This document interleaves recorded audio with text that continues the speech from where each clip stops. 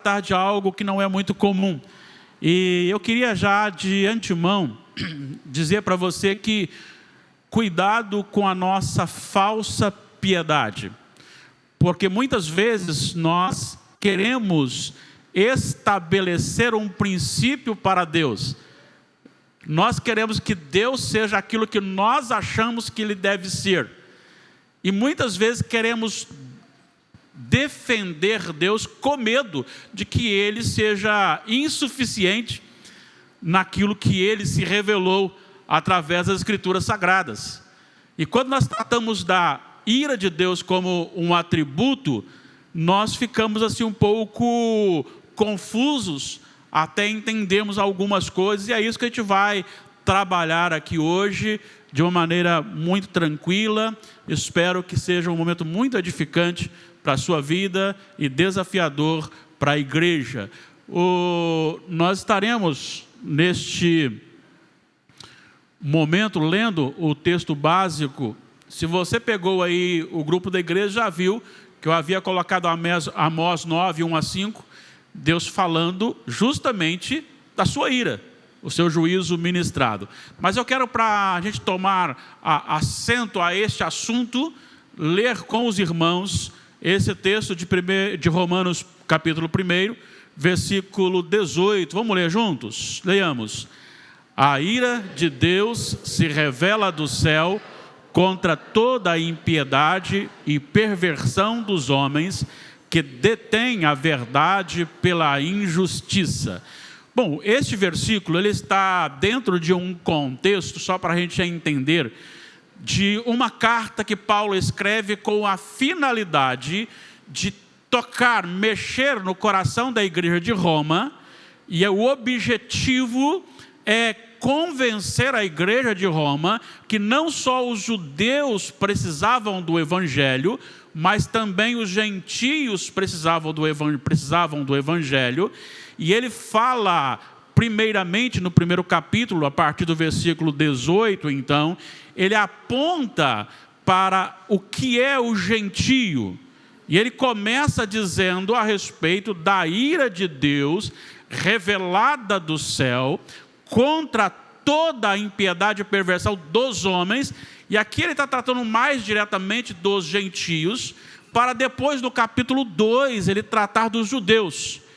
E lembro-me de um expositor que ele dizia o seguinte: possivelmente quando eles estavam lendo a carta, e quando estavam falando dos gentios, capaz que os judeus estavam dizendo, isso mesmo, Paulo, os gentios e tal. Mas quando chega no capítulo 2, opa, peraí, é conosco também. Então, Paulo aponta para a igreja que não só os gentios, mas os judeus, ambos são condenáveis perante o Senhor e carecem da justificação. E essa justificação ele apresenta como algo relacionado a inteiramente vindo de Deus, pela graça, somente na fé, aquilo que cremos. E aí eu vou sempre trazer para vocês a afirmação de que o evangelho ele não exige obediência, o evangelho exige fé e arrependimento. A fé e o arrependimento geram, por natureza, obediência. Então a obediência é a confirmação que há arrependimento, que há fé num coração. O arrependimento não é algo externo, é algo interno, que provoca ações externas. E é dentro deste propósito que Paulo diz que a ira de Deus se revela do céu contra toda impiedade e contra toda injustiça ou perversão do homem. Como introdução, eu preciso também que a gente entenda que nós somos limitados a partir da criação, ainda que sem pecado, Adão e Eva, como seres humanos, eram limitados, assim como os anjos são limitados. O único ilimitado, o único infinito é Deus. E aí nas três pessoas, Pai, Filho e Espírito Santo. No entanto, o pecado ele sujou ainda mais, ou sujou, melhor, ainda mais não, ele sujou a nossa vida, o nosso coração, e ele limitou ainda mais a nossa capacidade.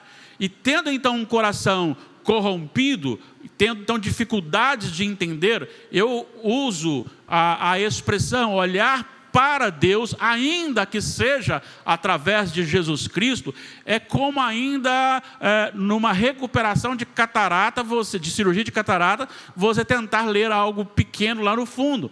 Você sabe que está lá, mas você não consegue ler tudo com clareza. Então o nosso coração ainda contém a natureza pecaminosa, a natureza carnal, a natural, e aí então essa natureza, nós acabamos de cantar, né, que ela milita, e ela está sempre numa briga. Diz Paulo aos Gálatas, capítulo 5, versículos 16, 17, que há uma briga entre a carne e o espírito dentro do nosso próprio coração. Então, quando nós temos essa dificuldade de entender os atributos de Deus na sua real essência, pior ainda quando nós falamos que a ira de Deus é um dos seus atributos. Por que razão? Porque nós olhamos para a ira de Deus no sentido da nossa ira. E a ira que nós possuímos é uma ira pecaminosa. Primeiro, nós só vemos o erro nos outros, ou pelo menos vemos mais nos outros do que em nós. Segundo, quando nós julgamos alguma coisa ou alguém nos ofende, a nossa ira não é contra uma injustiça, mas é contra algo que se fez a nós. E não importa se ele vai receber justiça ou acima da justiça, desde que ele pague para que eu me sinta satisfeito. Então, olhando para Deus como um Deus irado, um Deus que tem ira, para nós isso se torna muito difícil. A nossa cabeça entra numa agitação, ela causa em nós a sublevação, há algo que a mente fica brigando para entender, porque é difícil para a gente entender um Deus irado, uma vez que a nossa ira é pecado, é pecaminosa. Mas nós vamos trabalhar justamente isso, e espero que seja um momento muito especial para a sua vida. Precisamos entender que Deus odeia o pecado. Por favor, vamos lá para Isaías 6, 2 e 3. Por que Deus odeia o pecado? Deus odeia o pecado porque Deus é santíssimo, na real essência do termo. Quando você fala assim na sua oração, na adoração, ó Senhor, Tu és santo, você quer falar, você quer expressar, mas nós nunca chegaremos à expressão da real santidade de Deus. Como eu disse, estamos do lado de cá, estamos do lado em que não conseguimos enxergar direito. Vamos lá então para os versículos 2 e 3 de Isaías 6, podem ler.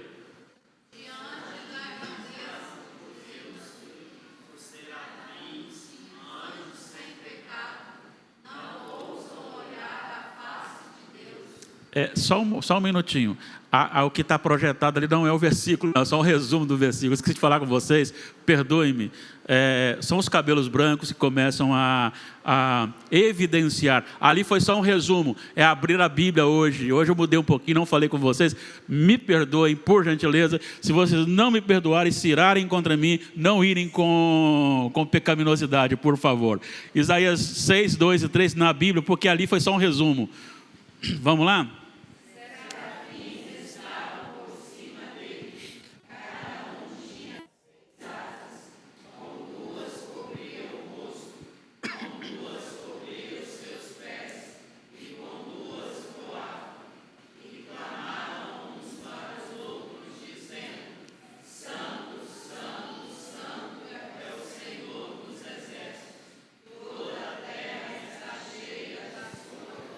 Muito bem.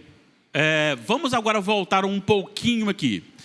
Quem são os serafins? Anjos. E a descrição, o termo aponta para seres flamejantes, sabe? Brilhantes, como se fossem o próprio fogo. E eles têm pecado?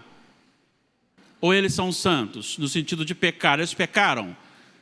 Agora preste atenção, se os serafins que não pecaram, não ousam encarar Deus face a face. O trono está ali, a glória manifestada, e diz lá que os anjos serafins tinham seis asas, com duas cobria o rosto, e clamavam uns para os outros, dizendo: Santo, Santo, Santo é o Senhor dos exércitos. Aqui nós temos uma expressão de olhar para o Senhor e dizer assim: Ele é infinito. Nem mesmo os serafins conseguiram verbalizar, entender toda a santidade de Deus. Então, este Deus santo, e por ser totalmente santo, desculpe aqui a expressão, que quando eu estou falando que não tem jeito você falar que Deus é santo no sentido, na nossa língua portuguesa, da sua plenitude, mas a santidade de Deus o conduz automaticamente a odiar o pecado. Então a santidade de Deus gera obrigatoriamente nele uma ira pelo pecado. Mas nós temos também uma outra expressão ou conclusão. A segunda: Deus odeia o pecado porque o pecado tem por objetivo depreciar a glória de Deus. O pecado, é rebeldia contra a sua autoridade ou a autoridade de Deus. Isso aqui é muito interessante, porque se nós olharmos o Salmo 2, também não está projetado. Vamos lá para o Salmo 2. Esse salmo não tem aqui o nome de Davi, mas ele é de Davi porque lá em Atos, os apóstolos citaram como disse o teu santo servo Davi, nosso irmão, no Salmo 2. Veja bem, você tem aqui nos versículos 1, 2 e 3, justamente essa rebeldia, é depreciar, é de tentar diminuir Deus. Olha o que ele diz: por que se enfurecem os gentios e os povos imaginam coisas vãs? Os reis da terra se levantam e os príncipes conspiram contra o Senhor e contra o seu ungido, dizendo o quê? Rompamos os seus laços e sacudamos de nós as suas algemas. O que ele está dizendo aqui? Pode falar. O que esses homens, príncipes, reis, povos, gentios e essas autoridades, o que elas estão dizendo aqui sobre o nosso Deus?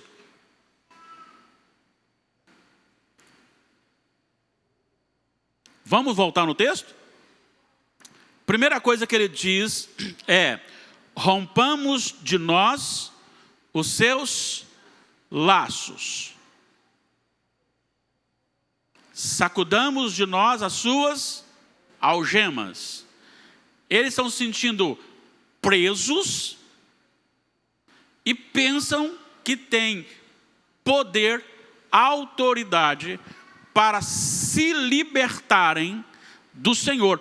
Isso eleva a humanidade a um poder que ela não tem, um antropocentrismo, o homem no centro do poder, e automaticamente diminui o Senhor, dizendo que ele pode fazer alguma coisa ou não, eu sigo ou não, eu sirvo ou não, o Senhor, basta eu querer.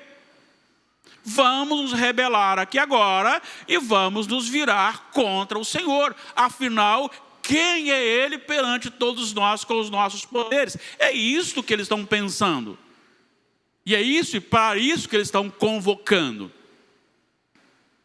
Mas acontece que o versículo 5 em diante, 4 em diante, vai relatar aquilo que é do Senhor. Eu não vou ler todo o Salmo, mas veja bem, versículo 4, leiam comigo. Ri-se aquele, o Senhor zomba deles. Olha o 5, na sua ira, a seu tempo, lhes há de falar, e no seu furor os confundirá. Mais abaixo, você tem aqui a determinação do chamado de Jesus Cristo, e ele fala no versículo 9, como um rei supremo, com vara de ferro as regerás, e as despedaçarás como um vaso de oleiro. Agora veja bem o versículo 12. Leiam, por favor.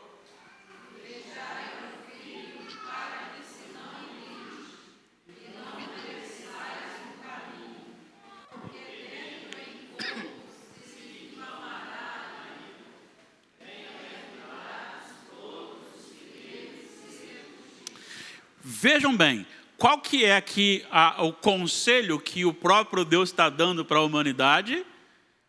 Trate bem a Jesus Cristo, porque vocês não suportarão a sua ira. A grande questão é justamente esta, porque quando o ser humano peca contra Deus, ele está desfazendo de Deus. Ele está diminuindo ou tentando diminuir a glória de Deus. Ele está dizendo ao mundo que Deus não é soberano, que Deus não é supremo, que Deus não deve ser glorificado, e ele pode interferir nisto. Olha a gravidade disso, por isso Deus odeia, porque diminui a sua glória. E Deus não divide a sua glória com ninguém. Deus não, ele divide sua graça, compartilha sua graça conosco aqui agora, mas a glória é só de Deus. Quando nós tomamos parte na glorificação, nós tomamos parte na glorificação dele. Então nós somos glorificados, seremos glorificados no final, nele, não em nossas próprias ações. Não é uma qualidade que exerceremos aqui na terra sobre glória. Você pode ser santo e é chamado a desenvolver, porque a santidade tem dois aspectos. Tem que Deus coloca no nosso coração, e a partir do momento que Ele coloca em nosso coração o chamado, esse separar-se do mundo no mundo, Ele nos ordena a desenvolver a salvação, que é o processo de santificação. Mas a glória não, embora a palavra do Senhor diz que ao que de antemão predestinou, a esse chamou, que chamou justificou, que justificou glorificou, mas nós não desenvolvemos a nossa glorificação. Nós temos convicção de tomar parte nesta glorificação, mas na glorificação dele. É um benefício que receberemos nele, ao estar nele. Ele não divide a sua glória com ninguém. E quando nós pecamos, seja qualquer pecado, nós pecamos diminuindo a glória de Deus. Nós estamos tentando diminuir a glória de Deus quando nós pecamos. Nós estamos desfazendo do Senhor.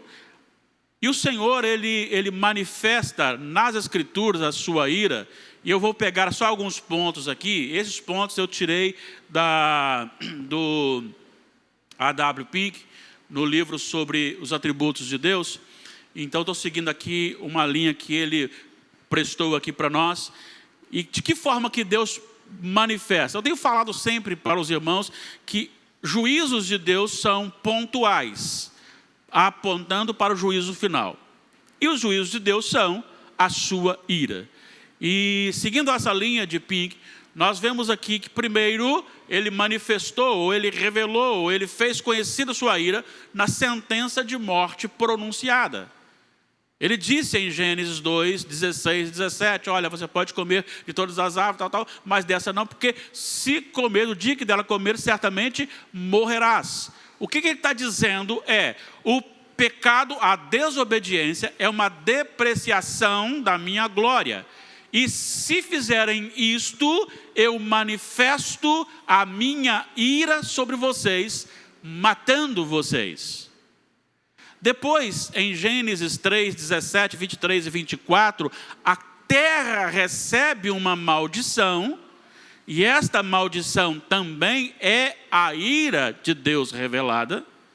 Não só a terra, mas a expulsão. E isso aqui, para mim, tem um peso muito grande hoje, de glórias a Jesus. Porque quando eu tenho sendo expulso do jardim do Éden por causa do pecado, e Deus proíbe o retorno, só há um meio de retornar ao jardim do Éden agora. É através de Jesus. Isso é muito especial, porque Deus odeia tanto o pecado, e não vem pensando que Deus odeia o pecado, mas ama o pecador. Não tem jeito. Não tem jeito. Se você passou com o seu veículo uma velocidade superior à permitida, você receberá a multa, não o ato em si. Você que paga, não é o seu ato, é você que paga. O único pecador que Deus ama é o pecador redimido, aquele por quem ele pagou. Então o Senhor, ele manifesta a sua ira na terra, e ao expulsar, Deus não pode e não lidará com o pecado e com o pecador sem ministrar sobre ele a sua ira. Depois você tem o dilúvio, além do dilúvio, Sodoma e Gomorra, que são dois acontecimentos que manifestam bem direto a ira de Deus, que está em Gênesis capítulo 6, 7 e 8, depois 18, 10 até o 19, 29, que trata desses dois eventos. E em ambos você vê uma manifestação poderosa da ira de Deus, e para aqueles que receberam sem misericórdia. Mas também ele manifesta no próprio reinado da morte. Já percebeu uma coisa? Que desde Adão o homem morre e nós ainda não acostumamos com a morte? Nós choramos. Nós não queremos morrer e nem queremos que aqueles que nós amamos morram. Porque a morte carrega consigo este simbolismo da ira, do julgamento, do juízo de Deus. Por quê? Porque ele põe fim, ele decreta o local que você viverá, o seu destino eterno. A partir do momento que você fechou os olhos na morte, não tem mais possibilidade de alterar. Quem se lembra aqui, eu não me lembro muito bem, mas tinha um programa do Silvio Santos, que ele tinha você acertar a porta, né? Aí o pessoal ia um punhado para cá, um punhado para lá, um punhado para lá. Aí ele falava assim, alguém quer trocar? Alguns trocavam, outros não. Sim, mas a morte não, a morte morreu, selou, acabou. Então ela carrega consigo um julgamento, é a ira de Deus. Ele mantém a morte, mesmo para os filhos de Deus. Ele mantém a morte. Depois, no sofrimento da criação por causa do pecado e da sua expectativa de redenção. Romanos 8, 19 a 21. Quando você tem a natureza, voltando até no ponto anterior, né, que ela anseia, porque ela sofre com isso. Isso são manifestações da ira de Deus. Mas também, houve uma outra manifestação. E esta é o ápice da sua ira, que foi manifestada no sofrimento e morte de Jesus. Algumas razões, preste atenção comigo aqui, por favor. Primeiro, o modo da morte. A cruz era o extremo da punição para apontar o crime, o pior crime cometido. O sofrimento da cruz não era simplesmente vergonhoso morrer pendurado no madeiro, mas a questão ali era o modo da morte. Era uma morte sofrida e demorada, lenta. Além disso, os piores da raça humana que eram crucificados. E a própria palavra de Deus diz que morrer pendurado no madeiro ou numa cruz é morrer de forma maldita. Sendo assim, o nosso Senhor Jesus, santo, perfeito, sem pecado em momento algum, obediente até o fim, ele morreu a terrível morte da cruz. E esta morte da cruz, vergonhosa, de uma atrocidade terrível, uma morte de sofrimento, algo lento, e ainda ser considerado como um malfeitor. É ali que Deus mostra para todos nós o quanto Ele odeia o pecado. O quanto Ele odeia o pecado. Ao ponto de ministrar sobre o seu filho diríamos, o cúmulo de toda a ira já manifestada ou revelada na face da terra.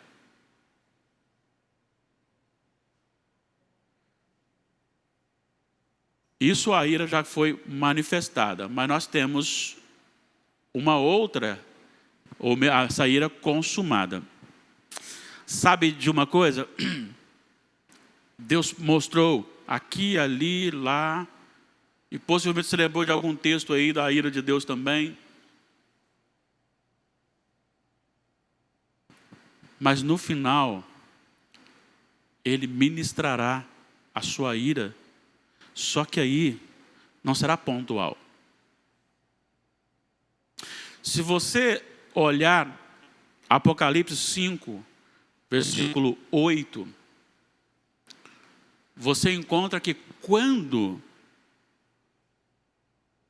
aquele cordeiro que havia sido morto tomou o livro da mão daquele que estava no trono, os 4 seres viventes e os 24 anciãos prostraram-se e adoraram o cordeiro, tendo cada um deles harpas e taças de ouro cheias de incenso, que são as orações dos santos.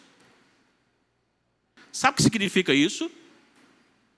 Já há muitos anos eu tenho orado pelo Brasil para que Deus ministre juízo, por justamente julgue a causa dos oprimidos no Brasil.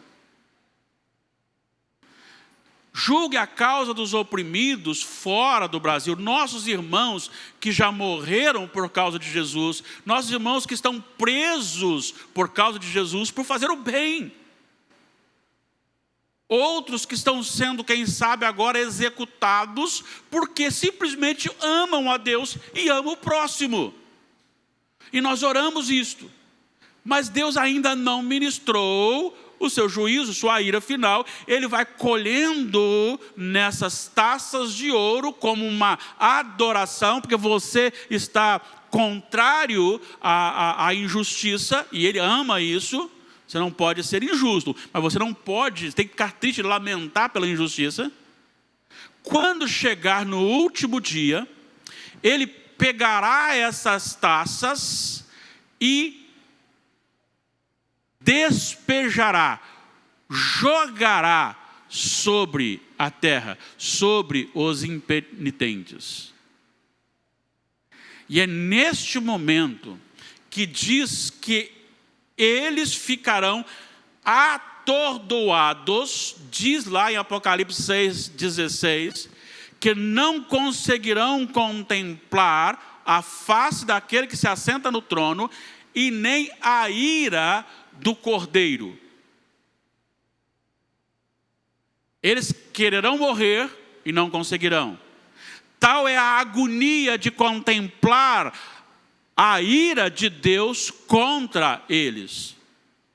E em Apocalipse 20:10, diz que o diabo, a besta e o falso profeta, o anticristo, serão lançados no lago que arde com fogo e enxofre, e serão atormentados de dia e de noite pelos séculos dos séculos.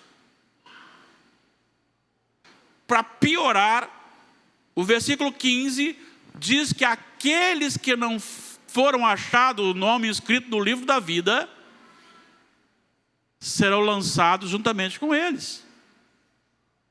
Então a ira de Deus será manifestada no último dia de forma terrível.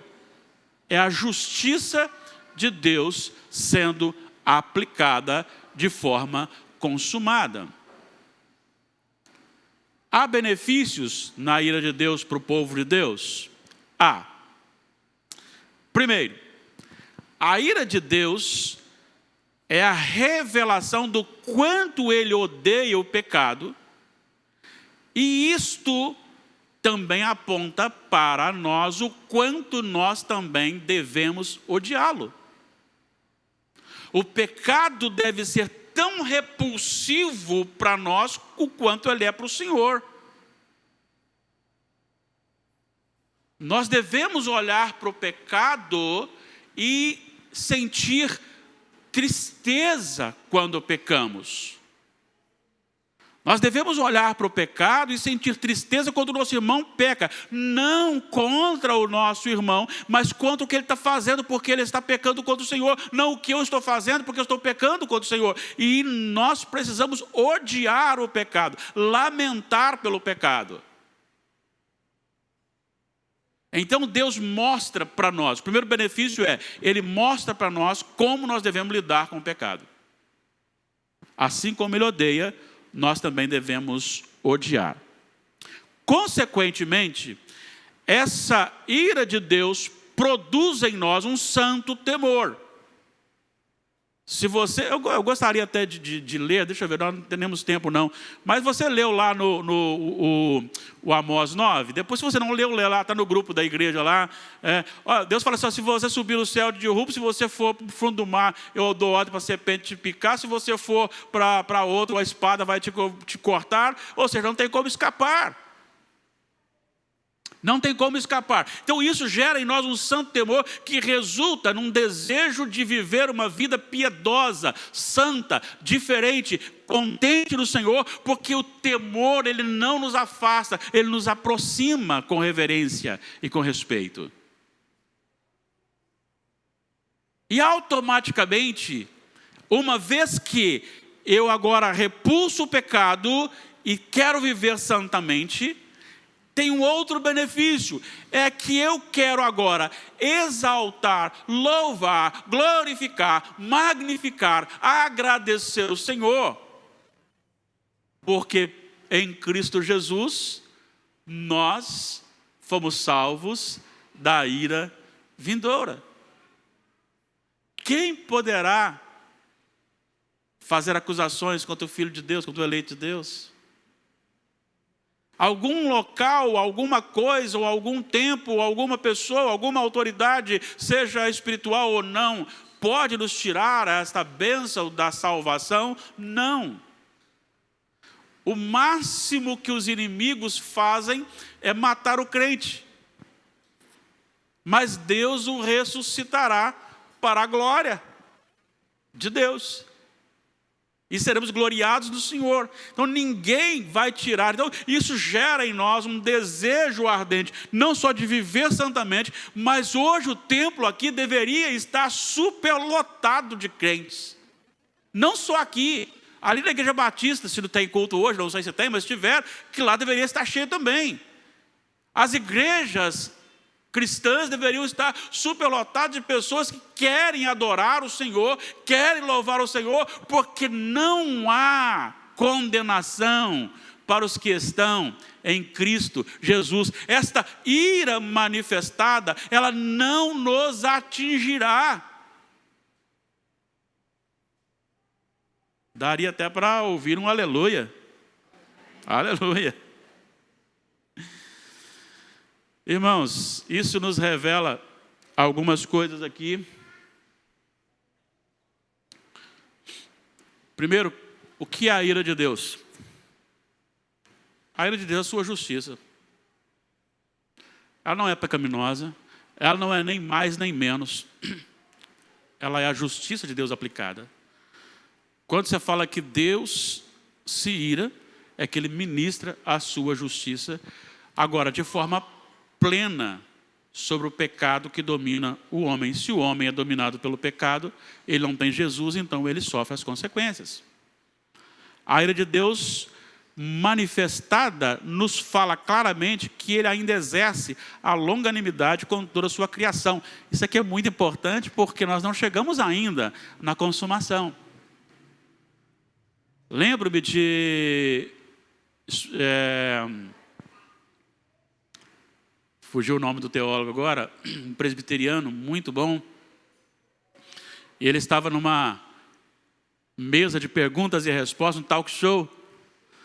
E aí perguntaram para ele por que Deus era tão violento no Antigo Testamento e mandava matar homens, mulheres e crianças. Ele ficou tão irado com aquele povo que fez a pergunta, ele disse, é um absurdo essa pergunta. A pergunta deveria ser, por que Deus não matou todo mundo?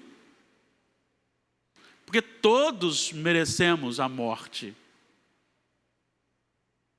Todos merecemos. R.C. Sproul. Todos merecemos a morte. Pecou, merece morrer. Pecou, merece morrer. E é dentro disso que você vê que ele manifestou pontuais juízos e iras, e nós estamos aqui vivos, guardados do poder de Deus. Também nos revela que a ira de Deus executada e anunciada nos enche de temor e de louvor a Deus por não nos incluir nela. Antes, tê-la despejado sobre o seu Filho que recebeu por nós. Eu acho que nós presbiterianos precisamos orar mais. Se nós orarmos mais, nós entenderemos bem o que eu acabei de formular aqui. Eu acho que nós entendemos pouco a respeito do que aconteceu com Jesus Cristo na cruz do Calvário.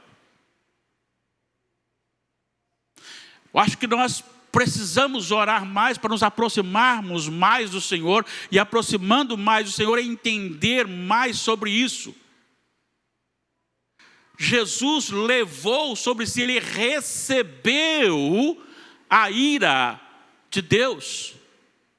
Todos aqueles que receberam a ira de Deus foram exterminados.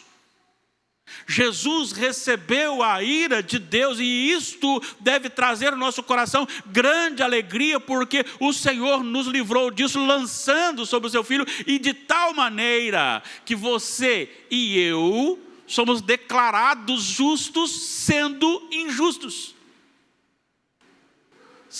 declarados puros sendo impuros.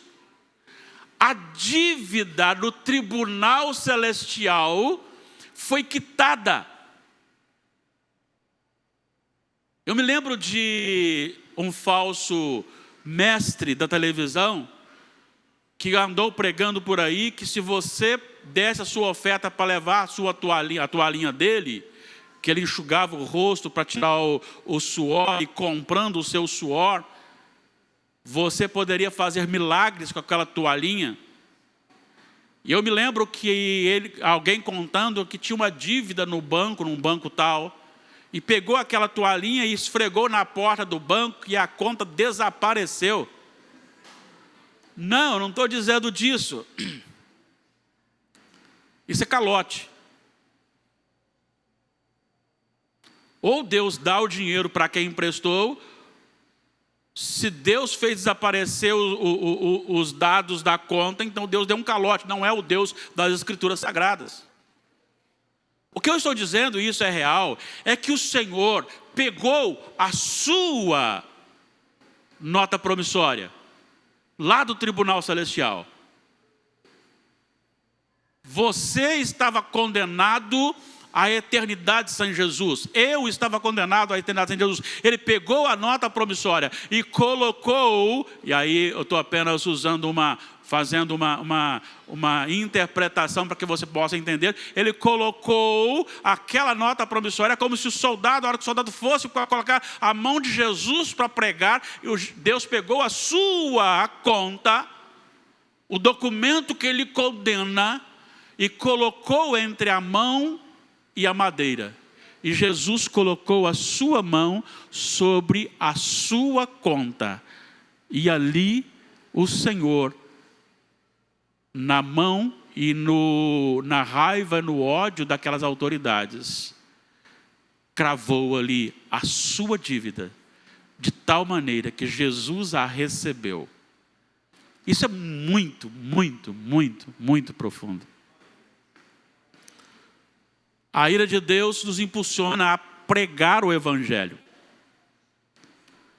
A ira de Deus nos impulsiona a falar do amor de Jesus para que aquele meu familiar, meu vizinho, meu parente, seja quem for, meu próximo, que está caminhando para a condenação, também entenda isso e seja recolhido na graça de Deus e seja também livre da ira de Deus, da justiça totalmente aplicada. Está tudo ok até agora? Tem alguma coisa que gostaria de falar? Porque nós vamos concluir agora. Diante de tudo que nós aprendemos aqui, vimos que a ira santa é um atributo de Deus. Assim como Deus tem amor, Ele é poderoso, a ira também faz parte do seu atributo. É um dos seus atributos. Essa ira revela a sua perfeição, a perfeição de Deus, e a sua repulsa pelo pecado. Ele odeia o pecado. A ira de Deus os faz tementes a Ele e alegres nele.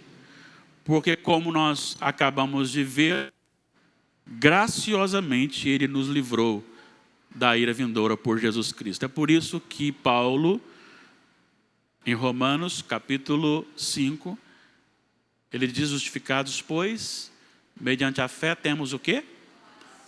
Paz com Deus, por meio de Jesus Cristo. Não podemos esquecer desse complemento. O nosso Deus é maravilhoso. Se Deus pegasse a todos que estão aqui agora e condenasse a todos nós, Ele não seria injusto. Mas dentro da eleição dele, Ele escolheu nos salvar da sua ira vindoura. E por isso nós precisamos sim viver vida santa, piedosa e viver falando deste Deus. O Deus que odeia o pecado. Para que as pessoas possam entender isso. E possam também ser salvas por Jesus Cristo nosso Senhor. Deus nos abençoe.